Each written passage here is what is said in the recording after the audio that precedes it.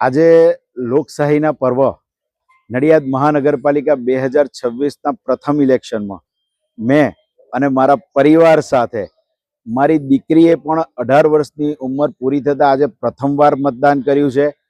મેં મારો મત મારા નડિયાદના વિકાસ માટે, મારા વોર્ડ નંબર 12ના વિકાસ માટે આપ્યો છે.